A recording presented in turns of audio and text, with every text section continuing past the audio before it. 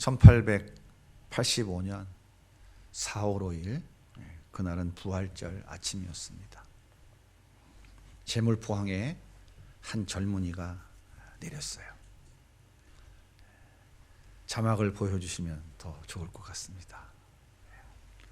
이 사람은 미국 북장로교에서 파송한 26살의 언더우드 선교사입니다. 조선 땅에 발을 내디딘 언더우드는 굶주린 아이들을 위해 제일 먼저 고아원을 설립했어요. 그리고 장로교 최초로 세문안 교회를 세웠습니다. 언더우드는 자기 이름을 원두우라고 바꿨어요. 그리고 영어 성경을 한글로 번역하고 영한 사전을 만들었습니다. 기독신문을 발간해서 복음 전파에 힘을 쏟았어요. 그렇게 30년 동안을 헌신적으로 조선을 위해 일하다가 그의 나이 56세가 되던 1515년 연희 전문학교를 세웠습니다. 그리고 다음 해인 1916년 그의 나이 57세 하나님께서 허락하신 조선 땅에서의 사명을 마감하고 하나님의 부름을 받았습니다. 언더우드의 부인인 흉트는 의료 선교사로 한국에 들어왔다가 언더우드와 결혼하게 됐어요. 결혼 후에 더욱 열정을 가지고 병들고 병들어 고통받는 사람들을 위해서 의술을 펼쳤습니다.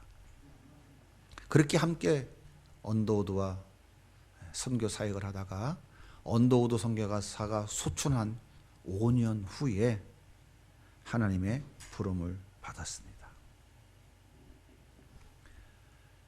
언더우드와 흉턴의 죽음으로 모든 것이 끝나지 않았어요. 그가 죽었지만 그의 신앙은 그의 자녀들에게 그대로 이어졌습니다. 언더우드의 2세의 한국명은 원한경 씨입니다. 언더우드 3세 한국명 원일한 모두 서울에서 태어났어요. 그리고 미국에서 공부하고 북장로교 선교사로 파송을 받아 다시 한국으로 돌아왔습니다. 그리고 그의 부인들과 함께 한국의 복음 전파와 교육을 위해 헌신하다가 이제는 모두 부름을 받았습니다. 그리고 언더우드 4세 한국명 원광한 박사는 사랑하는 아내를 먼저 하나님께 보내고 홀로 남아서 마지막 남은 혼신의 힘을 지금도 다해서 지금도 헌신하고 있습니다. 그리고 언더우드 5세인 이름이 제가 지금 기억나지 않습니다만 지금 현재 연세의료원 외국인 진료소 소장으로 지금도 사역하고 있어요.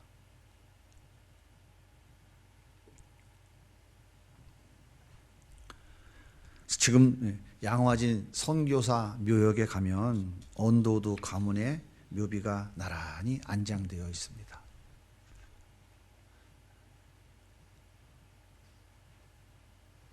굶주림과 우상 숭배로 죽어가는 조선을 살리기 위해서 헌신적으로 뛰고 달렸던 아버지와 어머니의 삶을 자녀들이 그대로 보고 배웠습니다. 그리고 대를 이어 아버지 어머니가 세운 신앙의 유산을 이어받아 계승했어요. 언더우드 선교사가 세운 세문안 교회가 한국 장로교의 초석이 되었고 굶주린 아이들을 섬기던 고아원이 오늘날 경신학교가 되었습니다. 연희 전문학교가 오늘날 연세대학교로 발전하였고 언더우드의 부인 흉튼 여사의 수고가 오늘날 세브란스를 만들었습니다. 그리고 그의 5대 손이 지금도 그 병원에서 일하고 있다는 거예요. 그렇습니다. 부모가 본을 보이는 삶을 살아갈 때 그 가정과 그 가문은 행복해집니다. 지금 당장은 별 차이가 없어 보이지만 얼마 지나지 않아 그 차이가 얼마나 큰지를 분명하게 보게 될 것입니다. 오늘 본문에 보면 욥의 가정의 이야기가 나오죠. 욥은 부모로서 자녀들에게 어떤 본을 보여주었을까요? 오늘 본문 1절에 보면 성경은 이렇게 말합니다. 우수 땅에 욥이라 불리는 사람이 있었는데 그 사람은 온전하고 정직하여 하나님을 경외하며 악에서 떠난 자더라. 욥은 온전하고 정직한 사람이다 라고 말씀하고 있어요. 여기서 온전이라고 하는 말의 의미는 도덕적으로 흠이 없다, 순결하고 완벽하다라고 하는 뜻이에요. 욥은 양이 7,000마리, 낙타가 3,000마리, 소가 500마리, 암낙이 500마리, 그리고 종도 많은 동방의 제일 가는 부자였습니다. 지금으로 말하자면 재벌 기업의 회장이죠. 그런데 욥은 그 많은 물질을 가지고 육체의 쾌락을 위하여 쓰지 않았다는 거예요. 육체의 쾌락에 빠지지 않았습니다. 정직이라고 하는 단어의 의미는 고든, 올바른, 정당한이라는 뜻이에요. 이건 국어사전의 의미를 이야기하는 게 아니라 성경 원문 히브리어의 원 뜻을 말씀드리는 거예요. 욥은 수직적으로 하나님 앞에 늘 정직한 사람이었어요. 불꽃 같은 눈초리로 내 삶의 일거수일투족을 바라보시는 하나님을 한순간도 속일 수 없다는 자세로 살아간 사람이었어요. 하나님 앞에 정직한 삶을 살아가는 사람. 또 수평적으로는 가족과 이웃들에게 거짓말을 하거나 속이지 않는 정직한 사람이었어요. 자신에게 불리해도, 자신에게 불이익이 닥쳐도 진실만을 말해야 한다는 자세로 살아간 사람입니다. 욥은 늘 자녀들 앞에 청결하고 정직한 삶의 모습을 보여주었어요. 사랑하는 여러분, 부모가 청결하고 정직하게 살아가지 않으면서 자식들에게 너희들만은 깨끗하게 살아다오, 아무리 간청해 보세요. 될 것 같으지만 절대 되지 않습니다. 자녀들은 부모가 하는 것을 보면서 다 이렇게 생각해요. 난 절대 저렇게 안 살아야지. 난 우리 아빠같이 안 할 거야. 엄마같이 안 할 거야. 그렇게 굳게 다짐합니다. 그런데 세월이 흘러 어느 날 자신의 모습을 돌아보면 나도 내 부모와 똑같은 모습으로 살아가고 있는 것을 발견하게 됩니다. 이것이 바로 가풍이고 가문의 전통인 것입니다. 옛말에 이런 말이 있죠. 종두 둑두라. 콩 심은 데 콩 나고 팥 심은 데 팥 난다, 그런 말입니다. 우리가 지금까지 살아온 지난 날을 돌아보면 맞는 말 아닌가요? 부모가 정직하면 자녀도 정직합니다. 부모가 성실하면 자녀도 성실해요. 부모가 기도하면 자녀도 기도합니다. 부모가 신앙생활 잘하면 자녀도 신앙생활 잘해요. 부모가 헌신 충성하면 자녀도 똑같이 헌신 충성하는 것을 기뻐합니다. 당연한 것으로 여겨요. 부모가 효도하면 자녀도 효도합니다. 부모가 어려서부터 하나님 앞에 예물 드리는 모습을 잘 보여주면 자녀들은 그것을 왜 그렇게 해야 돼요? 라고 말하지 않아요. 그대로 보고 따라하는 거죠. 반대로 부모가 거짓말하면 자녀도 거짓말합니다. 아무리 감추려고 해도 감춰지지 않아요. 부모가 성실하지 않으면 자녀도 성실하지 않아요. 부모가 신앙생활 바르게 잘하지 않으면 자녀들은 더 안 합니다. 자녀는 부모의 거울이에요. 자녀는 부모의 반사체입니다. 자녀는 부모의 모습이 비추어진 그 반사체, 거울과 같은 것이 바로 자녀인 거예요. 자녀는 부모의 모습을 보고 자기도 모르는 사이에 학습되어져서 부모와 똑같은 모습으로 닮아가는 것입니다. 그러므로 말로 가르치는 것은 별 효과가 없어요. 지금은 힘이 없고 능력이 없으니까 듣는 척하지만 절대로 마음으로 동의하지 않습니다. 그러므로 부모가 자신의 삶을 자녀들에게 보여주어야 됩니다. 정직하고 청결하여 하나님 앞에, 사람 앞에 부끄러움이 없는 삶을 보여주면 자녀들은 그대로 따라하는 것입니다. 그럴 때 자녀들은 아버지 어머니를 존경하고 존경하는 부모님의 모습을 따라 행동하는 것을 자랑스럽게 여깁니다. 이런 가정이 얼마나 행복하겠습니까? 행복한 가정은 부모가 온전하고 정직한 삶, 청결하고 정직한 삶의 모습을 자녀들에게 보여줄 때 가능합니다.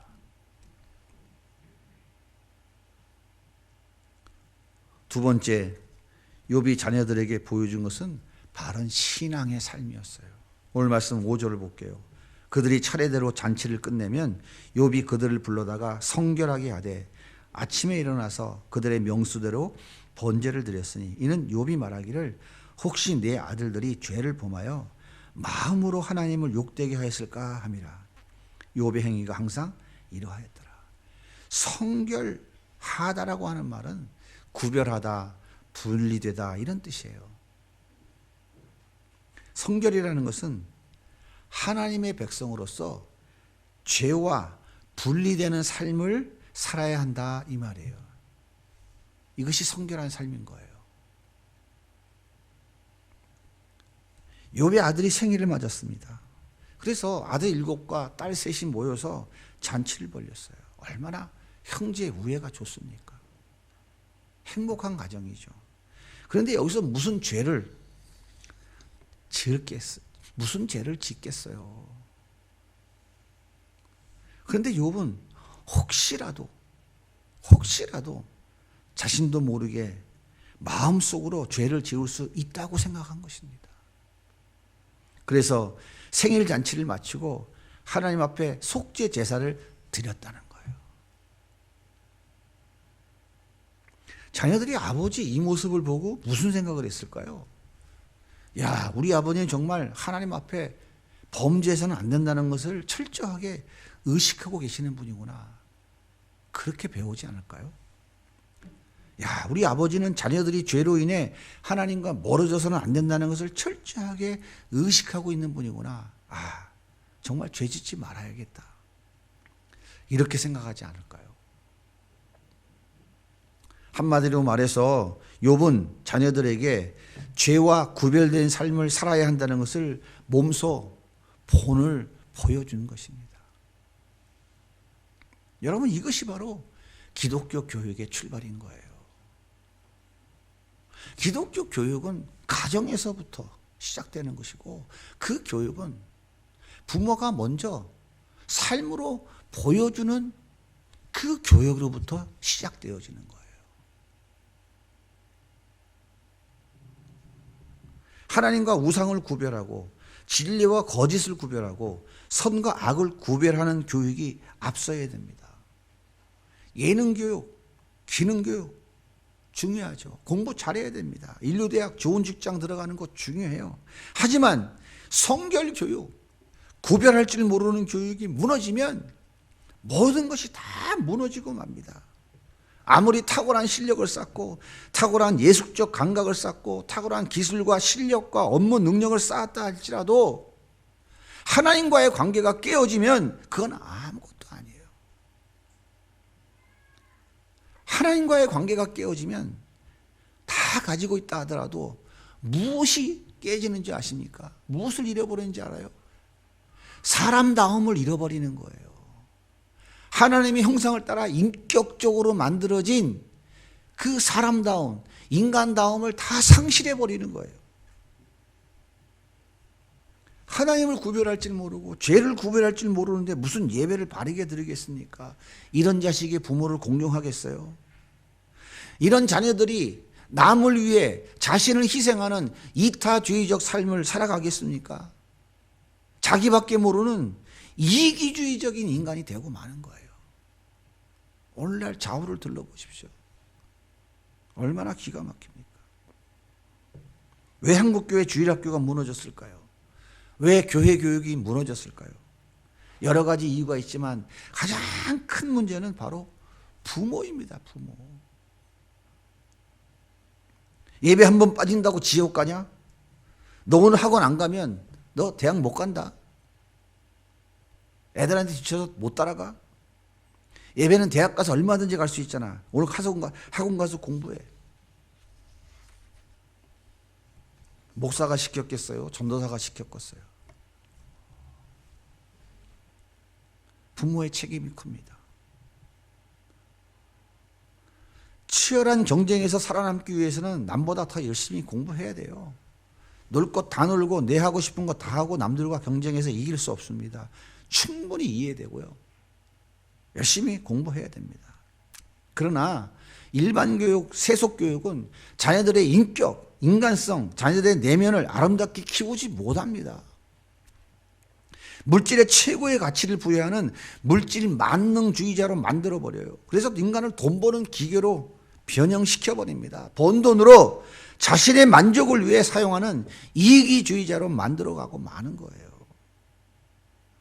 그러나 하나님을 가르치는 바른 신앙교육은 자녀들을 바른 인격, 바른 인간성을 갖춘 바른 인격체로 성장시켜 나갑니다. 코로나 때문에 많은 교회, 주일학교가 다 무너져. 제가 잘 아는 어느 한 장로님이 이렇게 고백을 하더라고요. 나 때문에 그렇습니다.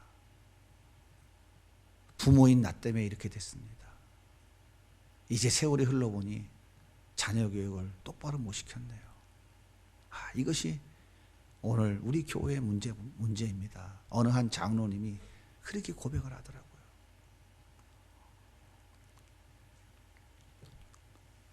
세월이 30년, 한 세대 흘러가니까 어떻게 됐습니까? 우리의 눈에 보이는 것이 기가 막힌 현실 아닙니까? 앞으로 이렇게 흘러가면 어떻게 될까요? 싹부터 완전히 하나님과 관계없는 교육을 시키는 이 세상 속에 과연 이 아이들이 하나님을 받아들이는, 하나님을 배우는 신앙교육이 가능할까요?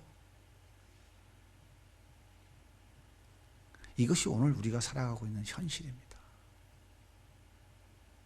정신 차리지 않으면 우리 가정의 미래가 없고요. 한국 교회의 미래가 없고 대한민국 미래가 없어요. 유럽처럼 미국처럼 다 무너지는 곳이고 이미 다 무너져 가고 있잖아요.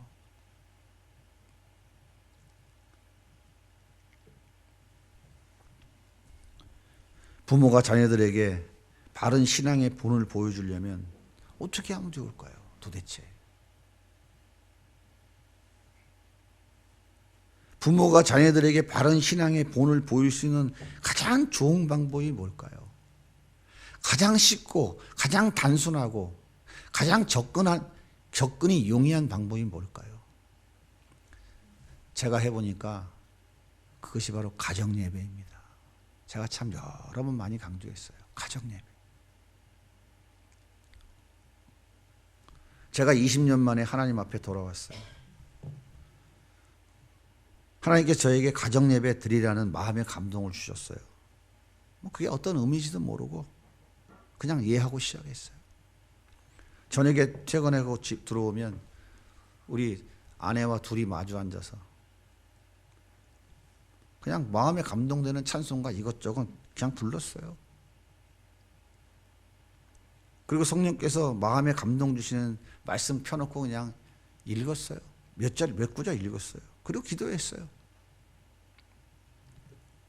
제가 그냥 기도하면 우리 사모님이 아멘 하면 하고, 제가 기도하고 마치면 우리 사모님이 또 기도하고, 그러면 제가 아멘 아멘 하면서 아이고 하나님 잘못했습니다 하고 퇴기하고, 아 주님 그랬습니다.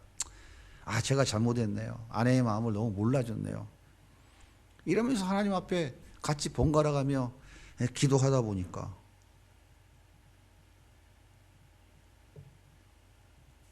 우리 사모님이 그러더라고요. 고맙다고, 괜찮다고. 그렇게 하루하루 예배가 쌓여가면서 서운했던 감정, 오해했던 것들 다 풀어주고 서로를 깊이 의지하게 되면서 서로가 좋은 동역자로 변하게 된 거예요. 그래서 그때부터 어느 곳에 가든지 늘 항상 함께 있고 사역의 현장에 늘 항상 함께 해왔어요. 무슨 뭐 다 같이 사도신경으로 신앙 고백하고 예배 시작하겠습니다. 그런 거 없었어요. 안 했어요. 그냥 앉아가지고 잠깐, 어떨 때 은혜가 될 때는 뭐 10분도 하고, 길어지면 20분도 하고 30분도 하고, 은혜가 넘쳐서 새벽 기도 그냥 바로 일어나 새벽 기도 간 날도 있어요.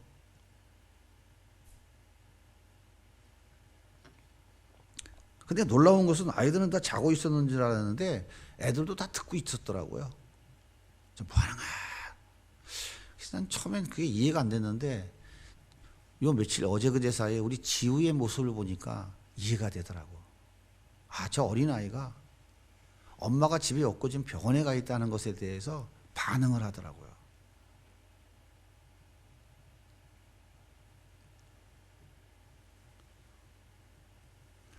우리 큰아들이 저한테 뭐라 그래, 이제 주변 사람들한테 그렇게 얘기한대요. 옛날에 세상에서 가장 무서운 사람이 우리 아빠라고. 저도 그 얘기를 나중에 듣고 충격을 받았어요.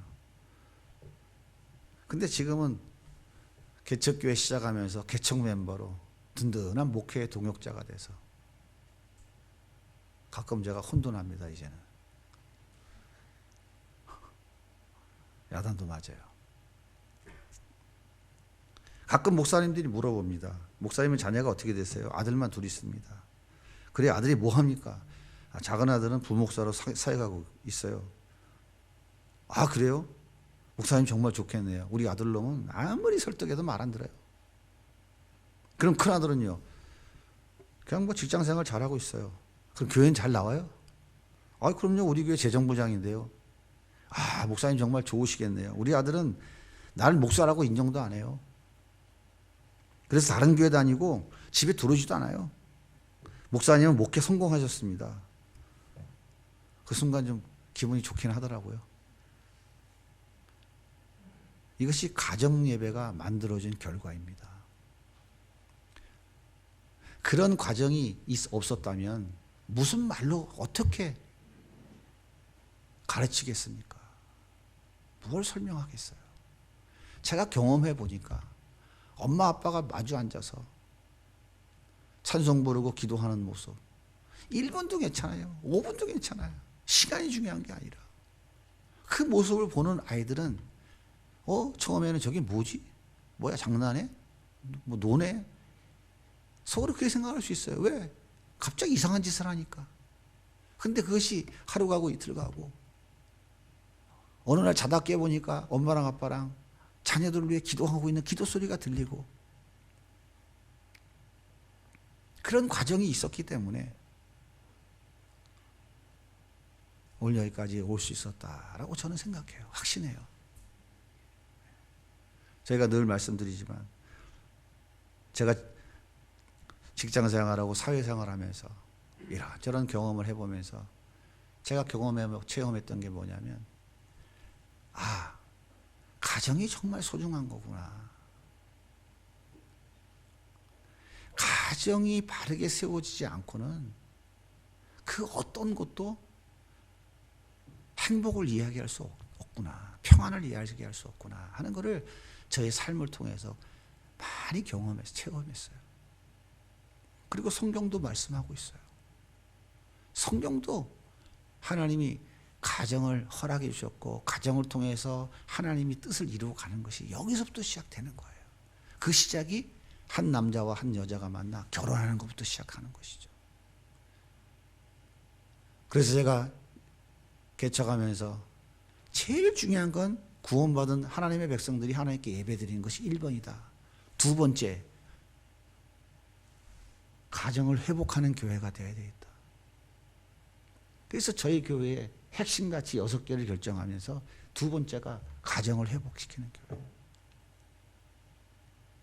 저희 아들이 결혼해서 다 출가하면서 그런 마음이 들더라고요. 아, 이제 아이들이 다 뿔뿔이 흩어지면 서로 가족들이 만나는 것도 어렵겠구나. 안 되겠다.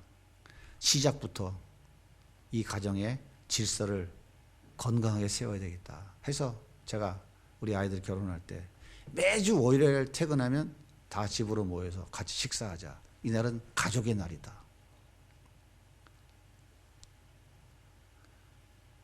그래서 계속 하고 있습니다. 지금도 하고 있어요.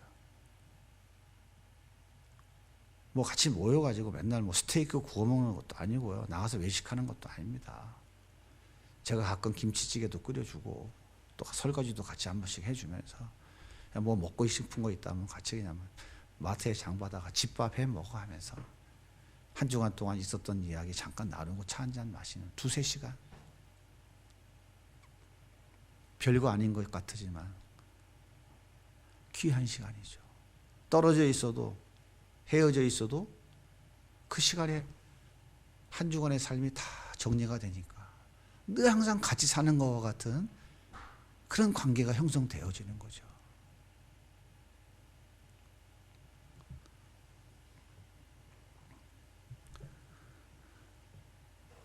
사랑하는 여러분, 자녀들의 모습 보면서 성질 부리지 마세요. 왜 그런지 아세요? 그 모습이 내 모습이에요.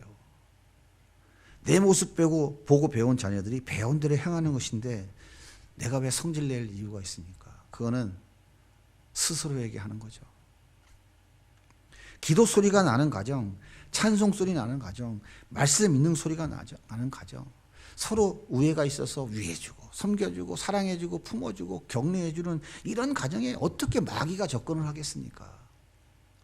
신명기 28장 7절에 보면 대적들이 한 길로 들어와도 7길로 도망간다고 말씀하고 있어요. 가정 예배를 통해서 부부간에 하루의 일과를 마치고 무릎을 맞대는 그 짧은 시간을 통해서 혼자 되신 분들은 혼자 하시면 됩니다. 자녀들이 영적으로 양육되는 거예요. 그걸 보고 양육되는 거예요. 아, 저렇게 하는 거구나.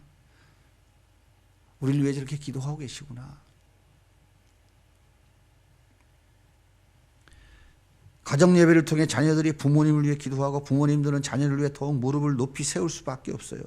이것이 작은 천국, 가정 천국, 행복한 가정이 이루어지는 것 당연한 결과 아닙니까?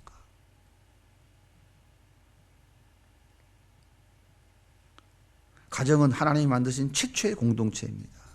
가정은 하나님이 만드시고 하나님이 다스려 가시는 신적 공동체입니다. 그래서 가정은 하나님 나라의 시작입니다.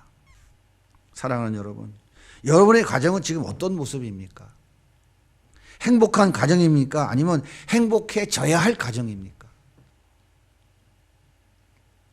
행복한 가정이 되길 원하시면 부모가 먼저 자녀들 앞에 본을 보여야 됩니다. 청결하고 정직한 삶, 바른 신앙의 삶을 보여줄 때에 그 자녀들은 건강하게, 바르게, 신앙적으로 아름답게 성장해 가는 것이죠. 하나님이 이런 자녀들을 오른손에 붙들어 사용하시는 거예요. 한 말씀만 더 드린다면 감사원장 최재형 씨라고 요즘 뉴스에 많이 나오죠. 얼마나 귀하고 복된 가문의 기독교 가문의 자손인지 몰라요.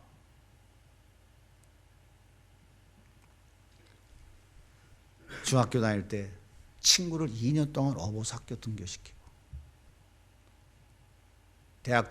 고등학교 다닐 때 대학 가가지고 친구는 1년 재수해서 서울대학 만나서 법학과에 비 오는 날이면 친구 기숙사에 가서 업어서 강의실에 같이 들어가고, 같이 법관이 되고, 이 최재형 감사원장은 딸 둘라고 아들 둘을 입양해 가지고 키워요. 그 아버지가 해군 대령, 인천 상륙작전 혁혁한 공을 세운 사람이에요. 그 할아버지가 광복투사이고, 다 신앙과 믿음의 계보와 가문과 가풍이 흘러내리는 거예요. 그러니까 대한민국 모든 사람들이 보는 앞에서 그 신앙의 양심이 반드시 서 있기 때문에 당당하게 진리를 정직하게 이야기하는 거예요. 저는 그 모습을 보면서 제가 한번 그분에 대해서 검색을 쫙 해봤어요. 아, 너무 귀하다.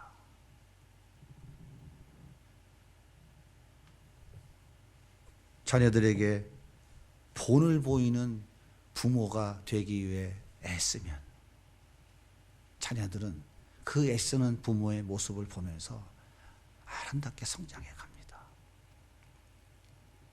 지금까지 우리의 삶이 어떠했다 하더라도 그건 다 지나간 얘기예요. 보라, 이전 것은 지나갔으니 새 것이 되었도다. 그리스도 예수 안에서 우리가 하나님 앞에 회개하고 돌이키고 다시 시작하면 그때부터가 시작인 거예요. 우리 다시 시작하면 됩니다.